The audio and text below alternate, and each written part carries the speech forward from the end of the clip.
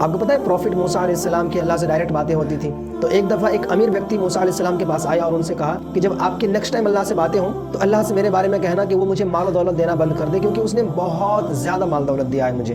تو موسیٰ علیہ السلام نے کہا ٹھیک ہے۔ پھر تھوڑی ہی دیر بعد موسیٰ علیہ السلام کے پاس ایک اور ویکتی آئے جو کہ ایک دم پھٹے ہوئے کپڑے میں تھے، وہ بہت ہی غریب تھے۔ تو انہوں نے کہا کہ جب اللہ سے آپ کی باتیں ہوں تو آپ میرے بارے میں اللہ سے ضرور پوچھنا کہ اللہ نے مجھے اتنا زیادہ غریب کیوں پیدا کیا۔ موسیٰ علیہ السلام نے کہا ٹھیک ہے۔ تو موسیٰ علیہ السلام کی جب اللہ سے باتیں ہوئی تو موسیٰ علیہ السلام نے ان دونوں ویکتی کا جو بھی پرابلم تھا وہ اللہ کے ساتھ شیئر کیا۔ تو اللہ نے فرمایا کہ جس ویکتی کے پاس مال و دولت بے شمار ہے ان سے کہو کہ وہ میرا شکر ادا کرنا چھوڑ دے تو میں اس کو دینا چھوڑ دوں گا، اور اللہ نے دوسرے ویکتی کے بارے میں فرمایا کہ ان سے کہو کہ یہ میرا شکر ادا کرنا شروع کر دے تو میں اس کو دینا شروع کر دوں گا۔ پھر دوسرے دن دونوں ویکتی موسیٰ علیہ السلام سے پوچھیں کہ بتائیے آپ کی باتیں ہوئی اللہ سے، تو کیا باتیں ہوئی؟ تو جو امیر ویکتی تھا ان سے موسیٰ علیہ السلام نے کہا کہ آپ کے بارے میں اللہ تعالیٰ فرماتا ہے کہ آپ اللہ کا شکر ادا کرنا چھوڑ دو تو اللہ آپ کو دینا چھوڑ دے گا۔ تو اس ویکتی نے کہا کہ ایسا کیسے ہو سکتا ہے، میں اللہ کا شکر ادا کرنا بند کیسے کر سکتا ہوں؟ جس اللہ نے مجھے اتنی ساری دولتیں اتنی ساری نعمتیں دی ہیں میں ان کا شکر ادا کرنا کیسے چھوڑ سکتا ہوں، میں تو نہیں چھوڑنے والا۔ اور جو دوسرے ویکتی تھے ان سے موسیٰ علیہ السلام نے فرمایا کہ آپ کے بارے میں اللہ تعالیٰ فرماتا ہے کہ آپ اللہ کا شکر ادا کرنا شروع کر دیں تو اللہ آپ کو دینا شروع کر دے گا۔